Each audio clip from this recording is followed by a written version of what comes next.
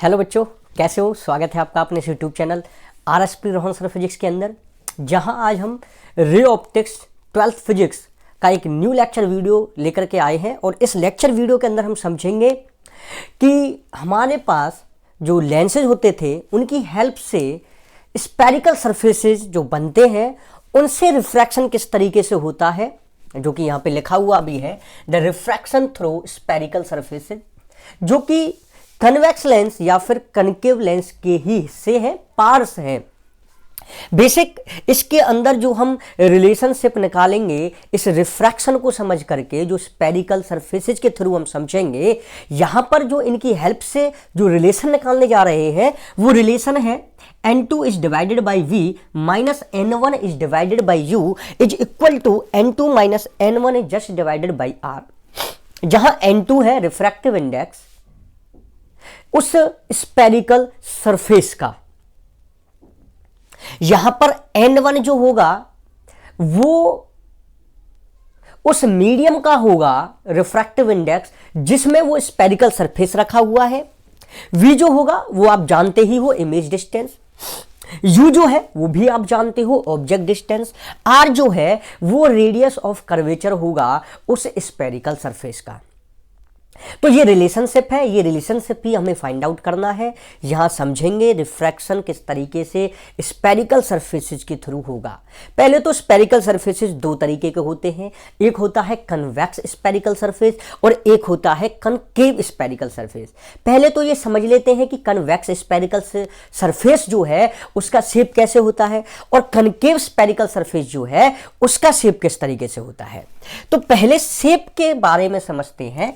यदि मैं यहां ड्रॉ करूं, दिस इज अ सरफेस, यहां देख रहे हो तो ये पार्ट जो है वो एक स्फीयर का पार्ट है और ये पूरा का पूरा जो है वो ग्लास से बना हुआ है, ग्लास स्फेरिकल सरफेस है। तो इस तरीके का जो सरफेस होगा और यहां पर ये मिडिल पॉइंट, और यहां मैं यदि प्रिंसिपल एक्सिस ड्रॉ कर देता हूं तो ये जो शेप बनी है that shape is convex spherical surface, that shape is of convex spherical surface। and यदि मैं ड्रॉ करूं यहां से that shape is concave spherical surface, that shape is concave spherical surface। ये ग्लास के ही हैं, ग्लास स्फेरिकल सरफेसेस के ही हिस्से हैं, ये उसी के ही पार्ट्स हैं। Okay, that convex spherical surface and that is concave spherical surface। Okay, यहां पर ये गिलास है तो इसका जो रिफ्रैक्टिव इंडेक्स होगा मैंने यहां पे n2 मानना है।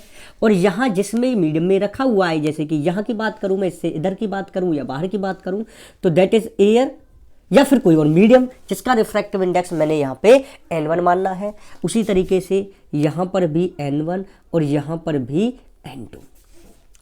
एक बार ही हम समझेंगे कि यदि ऑब्जेक्ट यहां रखा हो और रे ऑफ लाइट यहां से इस ग्लास सरफेस में जा रही हो, उसके लिए रिलेशनशिप फाइंड आउट करेंगे।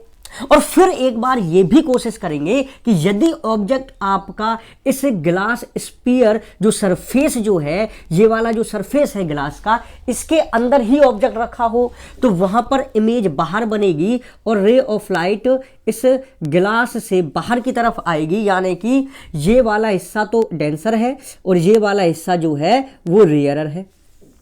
तो एक बार तो रे ऑफ लाइट रेयर से डेंसर की तरफ गई और एक बार रे ऑफ लाइट डेंसर से रेयर की तरफ आई। तो यदि ऑब्जेक्ट रेयर में है इमेज डेंसर में बनेगी, यदि ऑब्जेक्ट डेंसर में है इमेज रेयर में बनेगी। ऑब्जेक्ट रेयर में है तो ray of light rare to denser जाएगी, ऑब्जेक्ट डेंसर में है तो ray of light denser to rare जाएगी। तो दोनों तरीके से समझना है कि रे ऑफ लाइट रेयर से डेंसर भी जा रही है, डेंसर से रेयर भी जा रही है। तो यहां पर आपकी चॉइस होगी। मैं जो फॉर्मूला कैलकुलेट करके लाऊंगा, मैं तो ये कहूंगा कि आपको एक ही फॉर्मूला याद करना है, चाहे रे ऑफ लाइट रेयर से डेंसर जाए या फिर डेंसर से रेयर जाए। लेकिन बुक्स जो है वो अलग अलग फॉर्मूला रीड कराती हैं, लेकिन मैं आपसे कहूंगा चॉइस इज योर्स कि आप एक ही फॉर्मूला याद करना चाहेंगे। मैं आपको एक ट्रिक बताऊंगा और ट्रिक इतनी शानदार होगी कि एक ही फॉर्मूला याद कर लीजिए और ट्रिक को अप्लाई करिए, आप एक सिंगल न्यूमेरिकल गलत नहीं कर पाओगे, सिंगल न्यूमेरिकल आपका गलत नहीं होगा। तो यहाँ पर एक ही न्यूमेरिकल, एक ही हम फॉर्मूला याद करेंगे और एक ट्रिक बताएंगे, ट्रिक को आप अप्लाई करें, न्यूमेरिकल को इजीली सॉल्व कर पाओगे। ओके, तो सबसे पहले हम यहाँ रिफ्रैक्शन थ्रू स्फेरिकल सरफेस हम लेंगे कन्वेक्स सरफेस, और यहां पर रियल इमेज भी बनती है कन्वेक्स से तो, और वर्चुअल भी बनती है। तो मैं यहां पे केवल जो डेरिवेशन वाला पार्ट होगा वो केवल कराऊंगा मैं आपको रियल इमेज कन्वेक्स सरफेस, वहां से फॉर्मूला कैलकुलेट कराऊंगा। लेकिन वर्चुअल इमेज कैसे बनेगी, कनकेव सरफेस से कैसे वर्चुअल इमेज बनेगी, वो सारे भी डायग्राम्स यहां मैं आपको कराऊंगा, लेकिन डेरिवेशन एक ही कराऊंगा, क्योंकि सभी से डेरिवेशनल जो पार्ट करके जो फॉर्मूला आने वाला है वो तो यही आने वाला है। तो डेरिवेशन सबसे पहले करते हैं, फिर उन डायग्राम्स को भी समझेंगे और फिर उनकी हेल्प से आप खुद से डेरिवेशन करोगे और कमेंट बॉक्स में बताओगे कि सर हमने कर लिया है और हमें कंसेप्ट बेहतर तरीके से समझ में आ गया है। तो यदि अभी तक चैनल को आपने सब्सक्राइब नहीं किया है तो पहले चैनल को सब्सक्राइब कर लें। चैनल का नाम है RSP Rohan sir physics. Okay, तो यहां सबसे पहले हम किसके लिए करने जा रहे हैं, that is real image and we are use the convex spherical surface. हम इसका यूज करेंगे, यहाँ पर रियल इमेज बनाएंगे और रे ऑफ लाइट जो है फिलहाल रेयर से हम डेंसर की तरफ लेंगे, यानी कि ऑब्जेक्ट रेयर मीडियम में होगा और इमेज जो है वो हमारी डेंसर मीडियम के अंदर फॉर्म्ड होगी। ओके, तो यहाँ देखिए जो आप डायग्राम है वो हमेशा बड़ा बनाने की कोशिश करें जिससे कि आसान बने और समझ में भी आए। यहाँ ऑप्टिकल सेंटर O,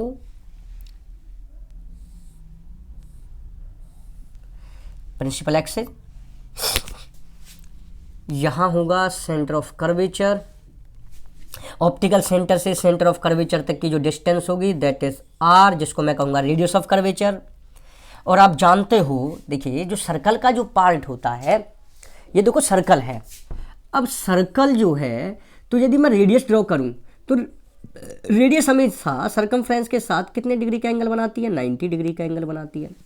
और नॉर्मल जो होता है वो भी हमेशा 90 डिग्री का ही एंगल बनाता है। और ये यहाँ पर जो है स्पेरिकल पार्ट है, स्पेरिकल सरफेस है, स्पेरिकल हिस्सा है, तो यानी कि जो सेंटर ऑफ कर्वेचर से जो लाइन हमारी पास आउट होगी वही तो यहाँ नॉर्मल का काम करेगी।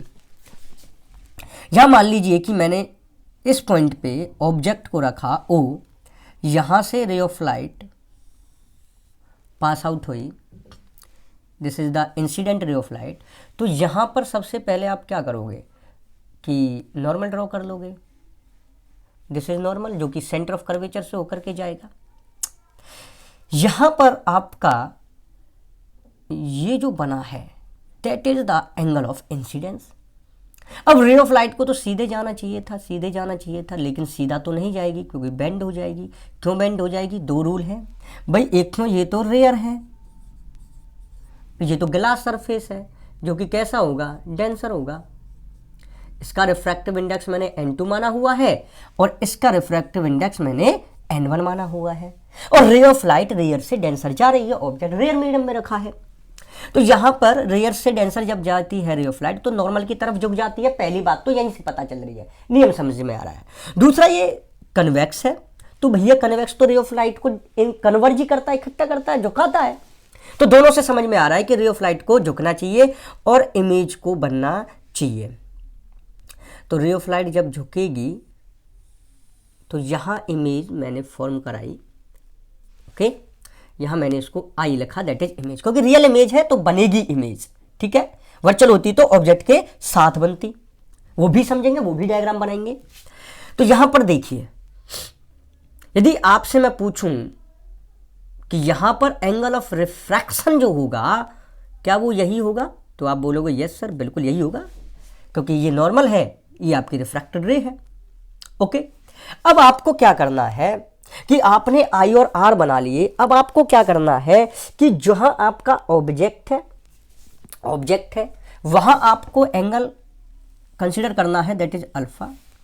जहां आपकी इमेज फॉर्म हुई है वहां एंगल कंसीडर करना है बीटा, और जहां सेंटर ऑफ कर्वेचर है वहां एंगल आपको कंसीडर करना है, दैट इज गामा।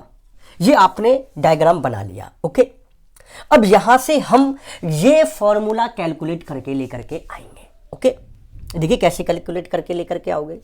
यदि आप ध्यान से देखोगे तो यहां पर जो आर है और बीटा है, आर और बीटा, यदि मैं ट्राइंगल की बात करूं, यदि मैं इसको आपसे कहूं, अरे यहां भी उमाना यहां भी उमाना है, चलो इसको कुछ और मान लो, इसको मान लो आप ए मान लो, चलो ओके, इसको आप यहाँ जो ये पॉइंट है इसको आप एन मान लो, ठीक है। देखो ट्राइंगल जो आपको दिखाई दे रहा है, triangle I N C, triangle I N C, यदि मैं आपसे कहूं angle r plus beta is equal to gamma, तो बिल्कुल गलत तो नहीं कह रहा हूं, क्योंकि दो इंटीरियर एंगल्स का जो सम होगा वो उसके जस्ट सामने जो लाइन होगी वहां पर जो एंगल फॉर्म हो रहा होगा एक्सटीरियर एंगल के बराबर होगा। तो इन दोनों का सम इस एक्सटीरियर एंगल के बराबर होगा, यानी कि angle r plus beta is equal to angle gamma. Is it clear? That is equation number 1। इसको आप इक्वेशन नंबर 1 कैलकुलेट कर लीजिए। ओके, उसके बाद यदि मैं आपसे कहूं कि आपको ट्राइंगल जो है यहां से ऑब्जर्व हो रहा होगा, that is O N and C, triangle O N C, यदि इसमें देखें तो अल्फा प्लस गामा, इसके जस्ट सामने जो एंगल बन रहा है आई बन रहा है, तो यहां से जो हो गया that is alpha plus gamma is equal to i, equation number 2। यहां से आर की वैल्यू आप फाइंड आउट कर लीजिए, तो आर की वैल्यू जो फाइंड आउट करोगे तो ये हो जाएगा आपका गामा माइनस बीटा। इसको मान लीजिए, इसको रहने दीजिए फर्स्ट इक्वेशन, आप इसको कंसीडर कर लीजिए, दैट इज इक्वेशन नंबर 1। तो यहां से आपको समझ में आया होगा कि हमने किस तरीके से यहां पर r plus beta is equal to gamma से आर की वैल्यू निकाली, अल्फा प्लस गामा से आई की वैल्यूज यहाँ पे हमने निकाली है। आई थिंक आपको ये जो कंसेप्ट है वो बेहतर तरीके से समझ में आया होगा। आफ्टर दैट आप यहाँ पर जो है स्नेल्स लॉ लगाइए। अब स्नेल्स लॉ लगाओगे, स्नेल्स लॉ कैसे लगाओगे? आपको दिखाई दे रहा होगा कि जो पॉइंट ऑफ इंसिडेंस है वो ये है एन, इसके पहले रेयर मीडियम है, दूसरा डेंसर मीडियम है, तो यहां आप स्नेल्स लॉ तो लगा ही सकते हो, स्नेल्स लॉ लगा सकते हो, तो स्नेल्स लॉ लगाइए। स्नेल्स लॉ कैसे लगाओगे? अकॉर्डिंग टू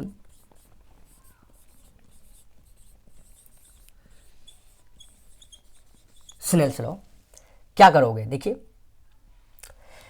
फॉर्मूला तो आप जानते ही हो स्नेल्स लॉ का, लेकिन ट्रिक से लगाना है हमको। फॉर्मूले से तो हम कंफ्यूज हो जाते हैं, तो हमें तो ट्रिक्स लगानी है। ट्रिक्स से यदि रे ऑप्टिक्स को करोगे तो रे ऑप्टिक्स आसान लगेगी। फॉर्मूले यहाँ पर हमेशा कन्फ्यूजन क्रिएट करते हैं। तो आपका जो है आई N1 के साथ है, तो यहाँ आप क्या करोगे? N1 is multiply by sine i, r जो है वो N2 के साथ है, तो N2 sine r. Is it clear? This is equation number 3। इसको आपने कंसीडर किया, दैट इज इक्वेशन नंबर 3। अब देखिए कि यहां पर क्योंकि angles are very small and if the angles are very small then sine i can be written as i. ये मैं पहले भी बता चुका हूं आपको कि साइन आई को आई क्यों लिख दिया है यहां पर, और साइन आर को आर क्यों लिख देंगे यहां पर, टेन आई को भी आई क्यों लिखा जाता है, टेन आर को भी आर क्यों लिखा जाता है। यदि आपको ये समझना है कि ऐसा क्यों होता है, इसका रीजन क्या है, तो आप real depth and apparent depth by Rohan sir YouTube search box में टाइप करें, वहाँ वीडियो मिलेगी। उस वीडियो के अंदर मैंने बहुत बेहतर तरीके से समझा रखा है कि यहाँ पे मैंने साइन आई को आई क्यों लिख दिया है, और यहाँ मैं साइन आर को भी मैं आर के बराबर ही क्यों लिख रहा हूँ। Is it clear? Yes. Next is, अब आप देखिए कि यहाँ पर करिए आप, तो ये हो जाएगा आपका N1 is just multiply by i is equal to N2 is just multiply by that is r and it is the equation number 5। इसको मैंने इक्वेशन नंबर 5 कर दिया। अब आप आई और आर की वैल्यूज यहाँ से पुट करिए इक्वेशन 2 और 1 से, तो क्या हो जाएगा? ये हो जाएगा आपका N1 इज मल्टीप्लाई बाई आई की वैल्यू है alpha plus gamma is equal to N2 into r की वैल्यू है यहाँ से gamma minus beta. Is it clear? अब आप अल्फा को क्या लिख सकते हो? That is tan alpha. आप यहां से गामा को क्या लिख सकते हो? Ten gamma. रीजन क्या है? क्योंकि these angles are very small, और रीजन समझना है जा करके अभी मैंने बताया कि कौन सी वीडियो देखनी है, पहले वो देखो और फिर यहाँ आके समझो। ओके, दिखाई दे रहा है यहाँ से? Okay fine. और ये जो हो जाएगा आपका यहाँ से बीटा को आप लिख सकते हो कैन बीटा, इक्वेशन नंबर 6। और ये जो अप्रोक्सीमेशन जो आपने इक्वेशन नंबर 7 में माने हैं, इनको आप इक्वेशन नंबर 6 में करिए पुट। देखो कैसे करोगे। यहाँ से आपका हो जाएगा equation number 6 is equal to n1 into tan alpha plus tan gamma, okay, is equal to n2 tan gamma minus tan beta. Is it clear? अब देखिए tan alpha tan gamma tan beta की values रखो। देखो यहाँ से आप क्या करो, एक परपेंडिकुलर लाइन ड्रॉ करो यहाँ पे इस प्रिंसिपल एक्सिस पे, इसको मान लो एन एम। ओके, अब ये ए और एम में ज़्यादा डिफरेंस नहीं है, बहुत ज़्यादा दूर नहीं है, बहुत ज़्यादा क्लोज है, क्योंकि ये बहुत ज़्यादा स्मॉलर जो है डायग्राम है, सॉरी जो भी यहाँ पे हो रहा है, angles are very very small, तो इट मीन्स कि एन एम एन ए दोनों लगभग सेम ही है। ठीक है, ए एम में ज़्यादा डिफरेंस नहीं है। तो यदि मैं आपसे कहूँ कि रेडियस ऑफ कर्वेचर AC है तो मैं MC भी कहूँगा तो चलेगा, क्योंकि A और M में ज़्यादा डिफरेंस यहाँ नहीं है, बिकॉज ये पैरा एक्सियल रेज है, angles are very small. Okay, तो टेन अल्फा निकालिए। टेन अल्फा कैसे निकालोगे? अल्फा जो है यहाँ पे है तो आप NMO से निकालोगे, परपेंडिकुलर ओवर बेस। तो यहाँ पे देखो जो O से लेकर के M बोलो या फिर A बोलो, O से लेकर के M तक बोलो या O से लेकर के A तक बोलो, that is object distance. And A से लेकर के I तक बोलो या M से लेकर के I तक बोलो, बात एक ही है, that is V image distance. Okay, तो यहाँ पे टेन अल्फा, तो टेन अल्फा यहाँ क्या होगा, that is NM divide by base OM या OA, बात एक ही है क्योंकि बहुत ज़्यादा डिफरेंस नहीं है, plus tan gamma. Ten gamma किससे निकालोगे? NMC से निकालोगे। तो परपेंडिकुलर NM बेस MC या फिर AC, M और A में ज़्यादा डिफरेंस नहीं है, तो यानी कि NM is just divide by AC।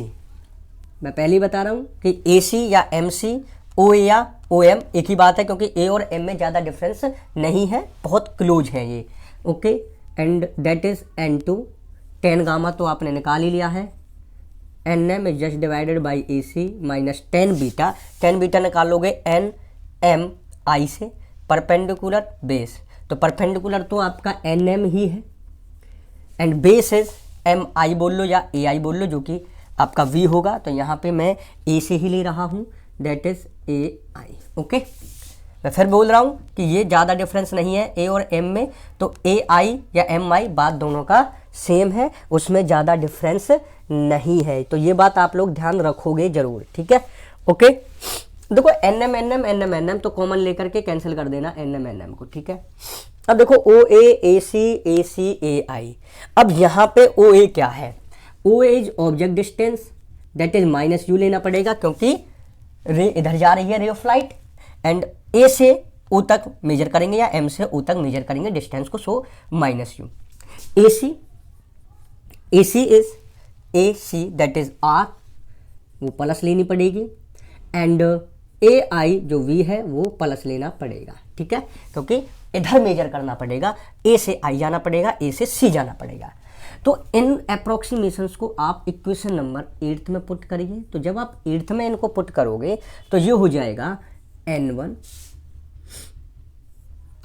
OA यानी कि minus 1/U, okay, plus 1/AC, AC means R, 1/R, okay, N2 AC means R, 1/R minus 1/AI, AI is V, okay, AI is V। तो 1/R इसको भी solve कर लीजिए आप।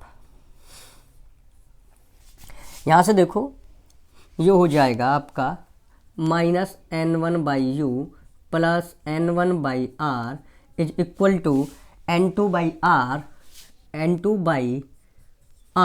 And this is minus N2/V। Is it clear?